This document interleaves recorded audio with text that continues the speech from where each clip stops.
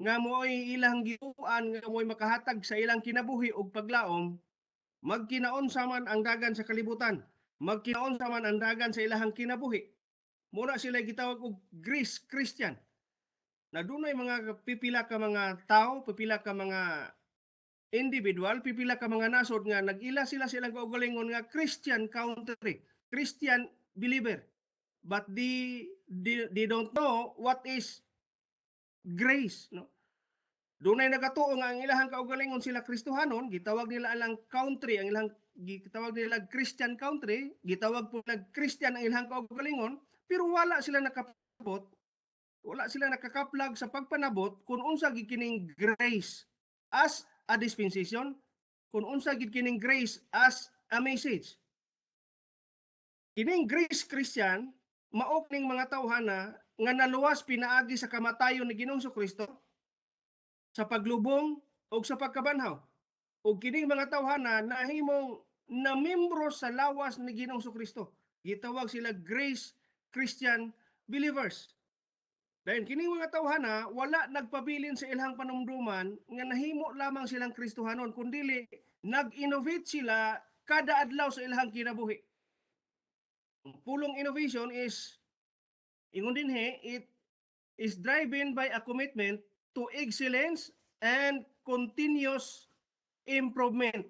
Mao na ibot pasabot sa innovation, kanunay nga nagasaka, kanunay nga naga-improve. Then komitado sila nga mauswag ang ilahang bisan unsang status sa kinabuhi, mauswag ang ilahang kahibalo, mauswag ang status sa ilahang kinabuhi ug sa bisan unsa nga klase nga pag-uswag, no, nag-innovate, naga-uswag ug komitado sila ni ana.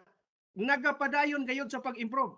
It is driven by a commitment to excellence and continuous improvement. Mo sabot innovation. Now, ang Dios wala dili niya buot nga magpabilin kita nga sa mahimo kitang Kristohanon nga bata pa. Dunay tulo ka klase nga mga Kristohanon nga gisgutan sa Biblia. Dunay gitawag dito babes. Dunay gitawag dito matured. Then dunay gitawag dinhi og carnal. No, ingon ana tulo ka klase nga Kristohanon gitawag sa balaan nga kasulatan. Ang gusto sa Dios nga mahitabo sa atong kinabuhi, dili kita magpabilin nga bata ug dili kita magpabilin nga immature diha sa ato ang pagpangalagad. Gusto sa Dios mag-innovate kita kanunay. Mao na kini giingon dinhi sa balaan nga kasulatan. Na unsaon man sa pagpamaagi sa tawo nga mahimo siya ma-innovate, no? Nasulat din sa Daniel, ang libro sa Daniel usa siya ka prophetic book. No? Dayon di kanini nga mga bersikulo, gikan ini nga bersikulo sa Daniel chapter 11 verse 32. There are three ideas that contain in this verse. Dunay tulo ka mga idea, no? God's people are characterized by ingon dinhi na what they know. Ang tao kuno sa Dios mamahimong makarakterize siya by what they know. Unsay ilahang nasayran, unsay ilang nahibaluan. Now kining mga gitawag nato Grace Christian Believer, mao kini sila ang nasayod sa mensahe sa grasya. Nasayod sila nga we are now in the dispensation of grace. Mao kining mga kasayuran nga angay nato nga masabtan kung tawag ko nato ang atong kaugalingon Grace Christian. Dunay daghang sa giingon na nako, dunay daghang nag-akon sila kaugalingon karon ining ibabaw sa kalibutan nga Christian, but they are not grace believers. Sa dihang minguli ang ato usa sa missionary si Dan Banak. Ingon siya nga dito sa ilahang na-assignan, dunay daghang nag-angkon silang kaugalingon nga Christian. But they are not grace believers. Wala sila nasayod kung unsa ka ng grace as dispensation. Wala sila nasayod kung unsa ka ng grace as a message. Pero nakahibalo sila nga dunay Dios. Ang pagkahimo nga Kristohanon, not only knowing that there is God. Ang pagkahimo nimong Kristohanon, dili lamang kutob nga nakahibalo ka nga dunay Dios. himuon nimo ang imong kaugalingon nga beneficiary sa kamatayon ni Ginoong Kristo. Tawgon ka na dayon og grace. Ingon ana, God's people are characterized by what they know. Kinahanglan na sayo ta nganong gitawag ta grace believers, grace Christian.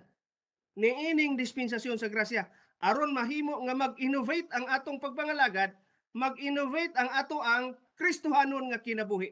Na mao kanay kabubuton sa Ginoo nga may tabo sa atong kinabuhi nga mutubo, no? Dili ta magpabilin nga mamahimong bata pa, dili ta pwede nga magpabilin diha sa pamilya sa Dios nga nahimo hinuuntang bonsai, no? Wala ta mutubo diha sa pagpangalagad. Mao nay gusto sa Dios nga may tabo sa atong kinabuhi. God's people are characterized by what they know, what they are, unsa sila. Dunay mga tao nga wala gid gani mahibalo kung unsa ilang purpose ning kalibutan nang anong nahimugso sila. Dunay mga tao nga wala gid nila taga-igbili ang kabubuton sa Dios ilang kinabuhi. Bot pasabot, nasayod sila dunay Dios pero ilaha kining gi-ignore. Nasayod sila nga dunay Dios, dunay Kristo nga sa usa kay gayon nagpakatao apan ila kining gi-ignore, wala nila taga-igpagtagad. What they know, God's people are characterized by what they know, what they are, and what they do. No? These three are related to each other and they are inseparable for their identification. Dili gid ni pwede nimo bulagon aron ma-identify ang usa ka tawo nga siya grace Christian. Siya mo ay gitawag grace believer. Dayon dili siya magpabilin nga diha lamang taman kundi mag-innovate siya. Magatubo, komitado siya nga mahimong mupadayon sa pag-improve ang iyang kinabuhi diha sa pagpangalagad. What they know, what they are, and what they do. Ingon dinhi, they shall know them, no? Mailhan nimo ang usa ka tawo pinagi kun unsa ilahang gibuhat. Sa mga sundalo, mailhan gid nimo na silang sundalo tungod kay naa sila pusil, nag-uniforme sila. Dunay gitawag tatak sa ilang dughan og Philippine Army. Bisan unsa sa pulis, PNP, no? Ang Kristohanon usab maila pinaagi sa ilang gipanghimo. Pinaagi sa ilahang mga bunga. Ingon ingon ang balaan nga kasulatan, they shall know them, you shall know them. You shall know them by their fruits. Mailhan ang usa ka Kristohanon matud sa balaan nga kasulatan pinaagi silang bunga. Pinaagi silang bunga o pinaagi sa ilahang buhat. By their fruits, ye shall know them. By their works, ye shall know them. Ingon ana, kung mahimo kita na nag-innovate ang atong kinabuhi, dili kita komportable sa atong nahimutangan. Gusto kita nga gusto sa Dios nga i-adventure nato ang atong pagtuo, no? To take rest. Kana bitang ingon nila nga anti-Christian innovation o Grace Christian innovation, gitawag siya anti-contentment. Dili ka mo kontento sa imong pagpangalagad. Kinahanglan nga ang imong kahibalo, imo pang palawman bahin sa kabubuton sa Ginoo. Ang imong kahibalo mahitungod sa pulong sa Ginoo, imo pag yung palawman. Imo pag yung i-innovate. Bot pasabot, dili pwedeng makontento ilabi na kung ang isyo ang pagpangalagad sa Ginoo. Ilabi na kung ang isyo ang kaalam mahitungod sa kabubuton sa Ginoo. O ilabi na ang isyo mahitungod sa kaalam sa pulong sa Ginoo. We have to innovate ourselves, no? I-improve. Dayon continuous improvement gitawag na siya innovation. So ingon na, dunay mga pamaagi unsaon nato ang atong kaugalingon nga mo improve diha sa bulaton sa Ginoo. Nga mo improve ang atong kahibalo mahitungod sa iyang kabubuton ug mo improve ang ato ang kahibalo mahitungod sa iyang pulong, sa iyang mga pulong. Ingon dinhi, we must know God deeply. Palawman nato ang atong pag-ila diha sa kabubuton sa Ginoo. Palawman nato ang pag-ila nato sa Dios dinhi sa atong kinabuhi. Ang balaan nga kasulatan nagaingon dinhi sa Roma kapitulo 1. Roma kapitulo 1, bersikulo 21. Mao kini nahitabo dito sa taga Roma. Sa dihang nagsulat si Apostol Pablo, una gid niya ning gimensyon. Romans chapter 1 verse 21 ingon siya, because that when they know God, they glorified him not as God. Kining taga-Roma, giistoryahan ni Apostol Pablo sa dihan na nga kailang sila sa Dios, pero wala nila ilha nga siya Dios. Ingon din because that when they knew God, sa liyang nailhan nila nga dunay Dios, naila sila nga dunay Dios nga naghimo sa langit ug sa yuta, they glorified Him not as God. Wala nila siya himayaa, wala siya niya dayga, ingon nga Dios. Dayon moingon rayon nga sila Christian. Ang pagka-Kristohanon, dili na to ma-inherit gikan sa atong ginikanan. Ang pagka-Kristohanon, dili na to ma-identify ang usa ka tawo nga Kristohanon kay siya nagsulod sa simbahan. Kay dunay mga tawo karon nga nagasulod sa simbahan pero dili Christian. Ang gitawag na to, giditagaan na to meaning kanina ang grace Christian, siya nga nakadawat sa gihimo ni Ginoong Kristo dito sa krus sa Kalbaryo. Pinaagi sa kamatayon ni Ginoong Kristo, pinaagi sa paglubong ni Ginoong Kristo o pinaagi sa pagkabanhaw ni Ginoong Kristo. Kung nadawat niya kini nga mga proseso, nahimo siyang grace Christian, grace believer.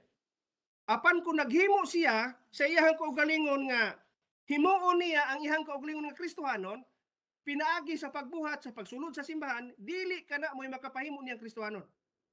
O dili baka nagpuyo siya sa usa ka nasod nga gitawag og Christian country, dili kana mo'y makapahimo niyang Kristohanon. Or ang iyang ginikanan baka Christian, dili po na niya makahimong Kristohanon. Sa ato pa, ang pagka-Kristohanon dili cannot be inherited, dili gid mapanunod. Ang Kristohanon, it is our personal encounter with Jesus Christ at the cross sa Kalbaryo. No? Mo na giingon ni Apostol Pablo din sa Roma kapitulo 1 bersikulo 21, because that when they knew God, they glorified Him not as God, neither were thankful, but become vain in their imagination, and their foolish heart was darkened. Ang ilahang buang, foolish ang gisgutan ni Apostol Pablo, foolish heart. Ang buang nga kasing-kasing, doon na din mga kasing-kasing nga dili insakto sa pananaw sa Ginoo. Mao na nga kining atong kasing-kasing gikinahanglan nato ning atong ampingan, atong disiplinahon. No, sa tanan nga organ sa lawas sa tao, ang kasing-kasing mo ay gibutang sa Dios nga pinaka-safety. Na pinakasentro sa ato ang lawas, dayon gikural siya og ribs. Gikural siya og ribs, no? Kay kung ibutang siguro ning kasing-kasing nato sa gawas, gihimo ni repeat ibutang sa atong inaw. Ingon ang pulong sa Ginoo, heart is deceitful above all things and desperately wicked. Who can know it? Heart is deceitful above all things and desperately wicked. Who can know it? Kining kasing-kasing gitipigan sa Ginoo, sa gibutang sa Ginoo sa pinakailalom kay pinakasentro sa atong pagkatao, kay gusto niya nga dili kini makagawas. Kay ingon ang Ginoo, kining atong kasing-kasing malimbungon. Mo kining mga kasing-kasinga ang naanggon sa pipila ka mga tao dinis taga-Roma, because that we knew God, they glorified Him not as God, neither were thankful, but became vain in their imagination. Nahimo lamang kakawangan ang pulong sa Ginoo, nahimo na lang walay pulos ang Dios sa ilang kinabuhi, and their foolish heart was darkened. Ang ilahang buang-buang nga kasing-kasing ang ngit-ngitan. Namang hinaota nga nakaangkon kitag kasing-kasing nga iya na sa Ginoo, kanang kasing-kasing nga giusab na sa Dios. Kanang kasing-kasing nga ang pagbati naa lamang sa buluhaton sa Dios. Nga ang kasing-kasing naa lamang sa ang una-una sa pagpasalamat sa Dios, sa gipanghimo sa Dios nganha sa iyang kinabuhi. We must know God deeply. Atong ilhon ang Dios kanunay sa atong kinabuhi, ag ato pagyong palawman ang ato ang pagpanabot, ang atong pag-ila ni Ginoong Hesukristo o sa amahan nga langit nun. Mao kanay gusto sa isang mahitabo sa atong kinabuhi. It is not enough that we simply know about Him. Knowing God is not merely referring to an intellectual knowledge about God, no? Ang pagkahimo natong Kristohanon dili lamang nakaripir ka na sa atong kaugalingon nga intellect, sa atong kaugalingon nga una-una o sa kaugalingon nato nga pagpanabot. It is the work of the Holy Spirit. Ang balaan nga espiritu mao'y mulandab sa atong kasing-kasing ug sa atong una-una. By the way, ang atong una-una ug kasing-kasing gigamit na sa Biblia, it was used by the Bible interchangeably, no? pwede gamiton ang atong hunahuna din sa Bible og heart, pwede pod og mind. Ang ato pong kasing-kasing pwede tawagon og mind kanang pagbati, no? Panghuna-una, gigamit sa Biblia kini interchangeably. Kanang nagka-interchange puli-puli. Pwede gamiton nga huna-huna, pwede pod gamiton nga pagbati sa bisan unsa nga parte nini ang atong hunahuna ug ato ang kasing-kasing. Now, knowing God is not merely referring to an intellectual knowledge about God, kundili, it is about your faith intertwined in the person of Jesus Christ. Ang pagsabot na to, ang pag-ila na to, nga palawman pa na to ang Dios din sa atong kinabuhi, it is about your faith intertwined in the person of Jesus Christ. Kinahanglan nakagakos. Nakagakos ang atong pagtuo diha sa persona ni Ginoong Kristo. Intertwined, no? Nagpilit. But pasabot, they are inseparable. Di pwedeng bulagon nimo ang imuhang pagtuo diha ni Ginoong Kristo. Dayon, muhatag siyang panabot through the Holy Spirit by the Word of God. Mahibaw-an nato nga mapa-improve, ma-innovate nato ang atong kahibalo diha sa pagkabubuton sa Ginoo sa atong kinabuhi by kana bang i-intertwine nato ang atong pagtuo in the person of Jesus Christ. Only in the person of Jesus Christ. Sa ingon ana nga pamaagi nga nakatapot ang ato mangkong pagtuo gitawag nato nig anchor, no? Kana bitong barko na ana si anchor. Inig parking niya na sa pantalan na ihawlugi ng anchor, no? Aron dili siya mabulag sa pantalan. Ingon ana usab ang atong pagtuo. Gidescribe nato ning atong pagtuo ingon nga anchor. Og naka-anchor kita dito ni Jesus Christ nga bisan pag unsay bulog sa mga pagsulay sa kinabuhi, dili kita mahimulag sa presensya sa Ginoo.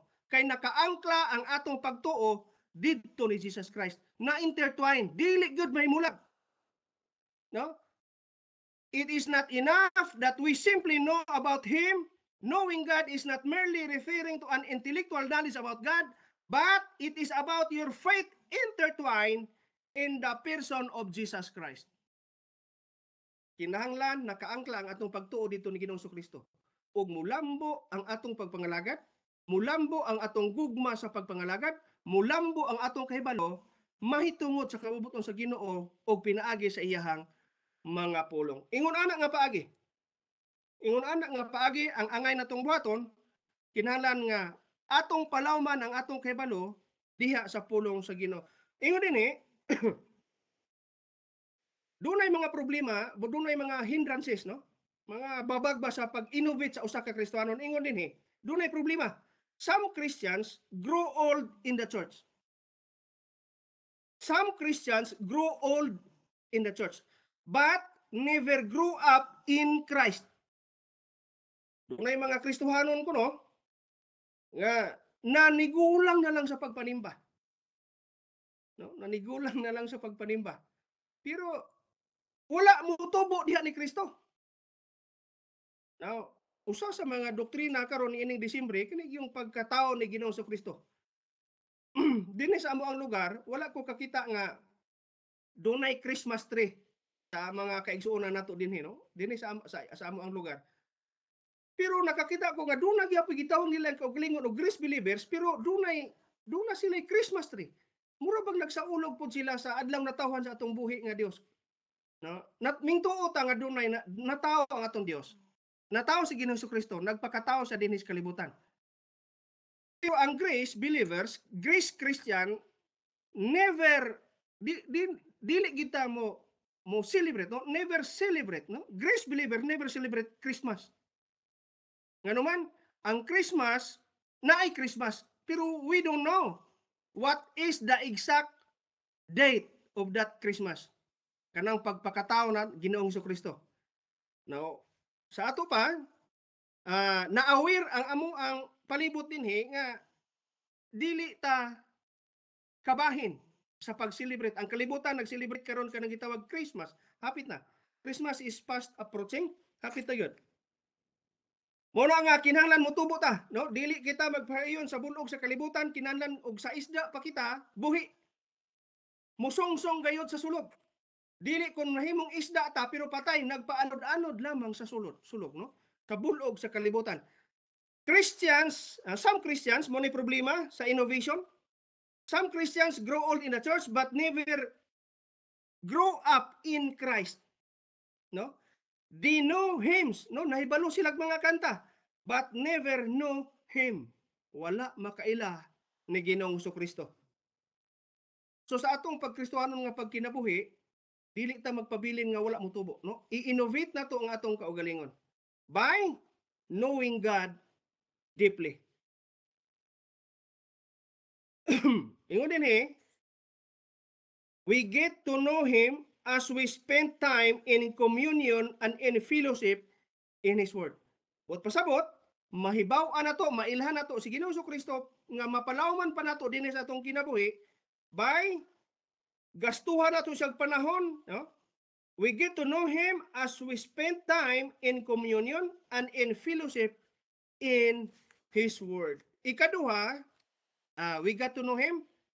We got to know Him as we spend time in communion in the fellowship in His Word.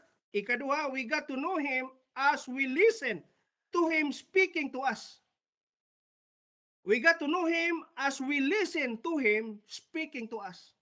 Do not listen with your eyes. Usahay man God, murag atong gipaminaw kung unsay atong makita. Kung unsa gani ang mga selebrasyon sa kalibutan, murag ganahan putang mo celebrate. Kay mao na atong naandan, no? Mao atong naandan. Atong timan-an nga ang kalibutan very ka entertaining, no? Entertaining kayo ang kalibutan. Dayon impressive gid kaayo ang kalibutan. Then usahay kung dili nato palawman ang atong kahibalo mahitungod sa kabubuton sa Ginoo, may dili nato palawman ang atong kaalam mahitungod sa Dios o sa iyang mga pulong, madala kita sa bulog sa kalibutan. We got to know Him by speaking to Him. Pinaagi sa ato ang mga pagampo. Mailhan nato si Ginoong Kristo, pinaagi gayon sa kanunayon natong pagampo. Ingon si Pablo, pray without ceasing. Pray without ceasing. Knowing God makes us strong.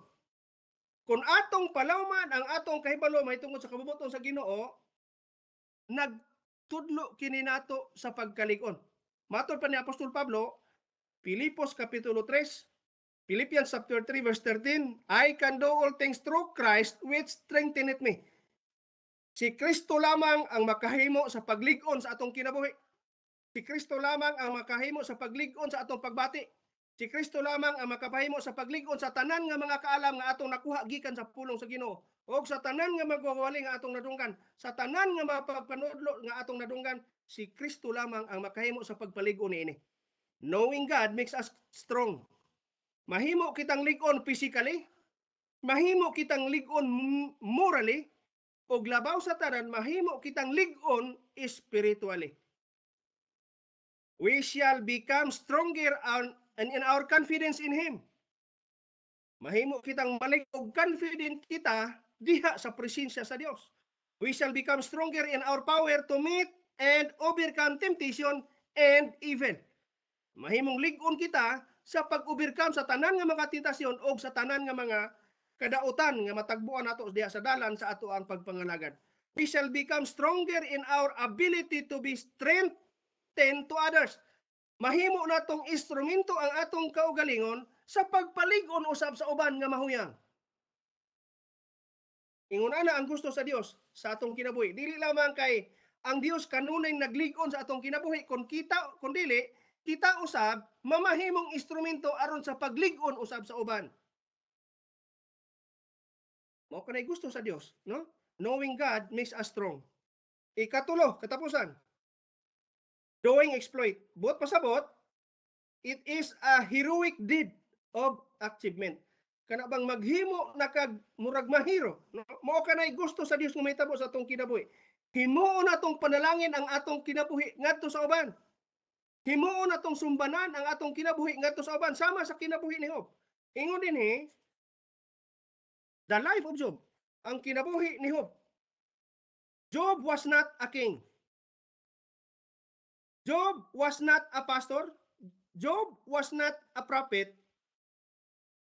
Ingon dinhi, Job has no ministry. Yet Job turned his back from evil. Job has not position. No, wala siya position. Dili siya apostolis, dili siya priest, dili siya doktor, dili siya evangelist, dili siya prophet, dili siya hari. Job has no ministry. Wala gid siya ministry nga posisyon ba. Yet Job turned his back from evil. Gitalikdan ni Job ang tanan ng mga kadautan. Job was a man of integrity. Ingon dito, si Job sa pananaw sa Dios gi-describe sa Dios si Job ingon nga upright and a God-fearing person. Mahadlokon siya sa Dios. Sa ingon ana nga paagi nahimong na-innovate nato ang atoang pagtuo. Ingon dinhi na-innovate nato atong Kristiyanon nga kinabuhi. For the fear of the Lord is the beginning of wisdom. Sa ato pa kun mahadlokon ta sa Dios, nagsaka ang atong kibalo mahitungod sa iyang kabubuton. Being a Christian is not about having an office in the church or position in the church. Gitawag kita Kristiyanon dili tungod kay dunay position diha sa iglesia. Christian is seeking to be in the presence of God, being obedient and fearing God. Mao na gitawag og Kristiyanon. Grace Christian believers nga naga-innovate kanunay sa ihang kinabuhi matag karon og unya. So manghinaot nga kining hamubo nato nga pagpamalandong sa pulong sa Ginoo nakahatag kinig spiritual nourishment sa ato ang kinabuhi, nadugangan ang atong kahibalo mahitungod sa ihang kabubuton ug labaw sa tanan, malig-on ang atong pagtuo pinaagi kaniya. Dinhi lang una kutob kining ato ang pagtuon, manghinaot nga sa kamubo niini duna kitay napudyot, napunit nga mga pagtulunan nga maaplikar nato sa ato ang kinabuhi. Atong pasalamatan ang Ginoo pinagis pagampo magampo ta. Salamat kay Aman Langit nun sa imong pagkamaayo sa among kinabuhi. Salamat ining adlaw nakahimo pa kami sa paglungtad pinaagi sa imong grasya. Ginoo wala kami masayod sa mga panghitabo sa among kinabuhi sa unahan. Ang amo na lang mahimo itugyan namo ang tanan diha sa imong masayod kami nga ang imong grasya mahimo nga magaprotektar ka namo sa matag adlaw sa among kinabuhi bisan asa man kami nga dapit sa kalibutan. Angay kang himayaon sa among kinabuhi, angay kang daygon sa among kinabuhi tungod kay ikaw ang Dios nga naghatag namo paglaom, ikaw ang Dios nga naglukat namo gikan sa silot sa sala. Busa nining mga taknaa, daghang salamat ug sa mga kaigsunan usab ikaw magahatag kanilang mga panalangin og magaprotektar kanila, magalig-on kanila sa bisan unsa nga status sa ilahang kinabuhi. Kanimo lamang kinagahatag sa among pasidungog ug pasalamat pinaagi sa ngalan ni Ginoong Kristo. Amen. Mayong adlaw natong